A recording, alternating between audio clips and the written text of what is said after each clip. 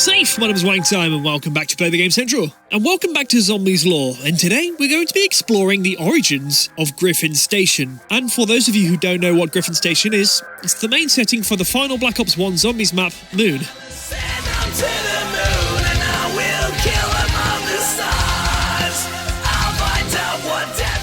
Griffin Station is a top-secret research facility based on the Moon. It was occupied by many scientists working on a multitude of projects. These scientists did not belong to any particular country or faction. The technology they were developing was intended to propel the human race far beyond the current level of technology. Partially, anyway.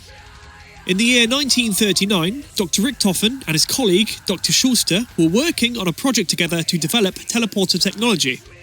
The initial work on this project was being done in secret, and because Schuster and Edward wanted to keep it a secret, Richtofen used himself as a test subject for the attempt of teleporting a human. The test's intention was to send Edward 30 yards away into another room. This, however, did not happen. He was seemingly by random teleported to a strange cavern occupied by ancient alien technology, and oddly enough, air. It's unclear why he was sent to the Moon and not his original target, but shortly after this, he was randomly teleported again out of nowhere. And after a few random jumps, he ended up back at the original destination, in the other room at the giant facility.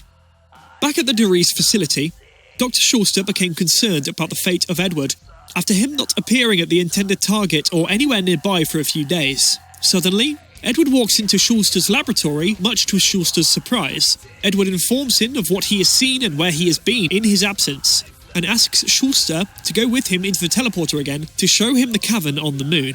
Although Group 935 were making strides in technological advancements, they did, however, have to answer to the German government, and they relied on them for support and funding. Edward knew this was a hindrance to the goal of achieving humanity's future, as the German government wanted the technology for themselves. Edward wanted to create an organisation free from the limitations of government, and creating his own organisation was the answer. And luckily, he just found a new secret area to start. The first thing Edward would have done is gather scientists willing to join his cause and work on the Moon. After a few years of transporting more and more gear, equipment and resources to the Moon, they excavated outwards from it, quickly raising more and more laboratories and sections to the base. As mentioned, Richtofen's team dug their way out of the cave. Doing so, however, would have exposed them to the vacuum of space. So before doing that, they managed to find out where this cave was somehow, possibly by setting up a transmission and working out its coordinates. So this means before they could even start building the base, they would need to find a way to survive the vacuum of space. There was a multitude of research going on at Griffin Station, but the main reason behind its construction was to research the ancient alien technology that had been left on the Moon by a race known as the Vril. This fact was kept under wraps for the early days of the station being built, but was revealed to the entire staff shortly before Richtofen attempted to take over Group 935. The original machine Richtofen found inside the Moon Cave was a device that could give the user telepathic power and influence through dimensions, connecting them to what is known as the Aether. Back at the giant facility, Richtofen and many other scientists had been continuing to work for Group 935 so to not raise suspicion of their upcoming mutiny. Now that Griffin was fully functional and ready to focus on the real technology, Richtofen needed to find out what research Maxis had done in terms of his personal research of the real technology. While we never quite know what Maxis was looking into, it's possible he had learned about the locations of the Vril artifacts, such as the Golden Rod, and had plans to obtain them. During a test involving teleporting Maxis' daughter's dog, their dog, Fluffy, fails to come back immediately. After a few seconds, the dog reappears back in the teleporter zombified. This was the birth of the Hellhounds. Suddenly, Maxis' daughter walks in the room and runs towards her dog, who is now inside the opened teleporter chamber. Maxis chases after Samantha to defend her from the Hellhound. Richtofen sees this as the perfect opportunity to get rid of both Maxis and his daughter. He locks them inside the teleporter with the Hellhound and sends them into oblivion. This is just a theory, but due to having to act quickly, Edward wasn't quite sure on where he sent Maxis and Samantha. Samantha ended up being teleported to the exact place Richtofen was randomly sent to the first time he teleported, to the Moon. Samantha, not having a clue what was happening, ran terrified into the open Vril machine, and upon entering it, she becomes trapped inside. Dr. Groff, the scientist who was in charge of working on the Vril machine, knew that only Samantha's father would be able to convince her to get out of there. Somehow, Dr. Groff knew the exact location Maxis was and teleported him to the moon base as well. Dr. Groff had become more and more discouraged of Richtofen's leadership. He had immense guilt and trauma from having to murder lots of people in order for the Vril machine to open, as the device itself was powered by life force. Now this led to Dr. Groff betraying Richtofen and saving Maxis and his daughter.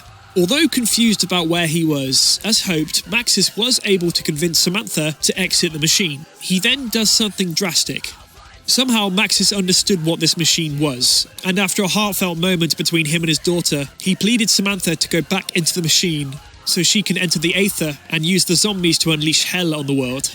Samantha goes back into the Vril machine, and now all of the zombie test subjects at the Group 935 installations become seemingly organised and act with purpose, as they are now under Samantha's control. Zombies also broke out on the Griffin station too. Sometime after this, Maxis infused himself into the computer systems on Griffin station.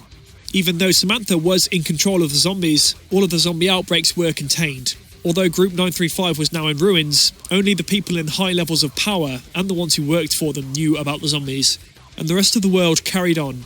The peace did not last though. During the early 70s, a worldwide zombie outbreak began to spread, and of which threw the world into utter chaos. While this was taking place, Richtofen, still alive, along with 3 of his test subjects, arrive at Area 51 in order to make use of a teleporter hidden there to get back to the moon, with the intention of using Vril artifacts that he had recovered in order to unlock the Vril machine and swap places with Samantha in the Aether. Edward's mission was a partial success. Although for some reason he was unable to physically remove Samantha from the device, he was able to swap bodies with her, leaving him inside her body but also in the Aether, and Samantha was now trapped inside Edward's body. At this point, the artificial version of Maxis inside the computer systems instructs Edward's test subjects to launch all 3 of Griffin's nuclear missiles at Earth. Planet Earth, already collapsing from the zombie outbreak, now falls into environmental hell from Griffin's payload, scarring it for all eternity. In this timeline, this was the end of Griffin Station, and the fate of the test subjects is unclear. And that's all we have about Griffin Station for today. So if there's anything that you'd like to know more about in the Zombies universe, feel free to ask us in the comments section below. And also, if you can, please leave a massive like on this video because we all really appreciate it here. And that's it, so safe. My name is Wang Time. I'll live a long time and I'll see you next time on Play the Game Central. Ta-da!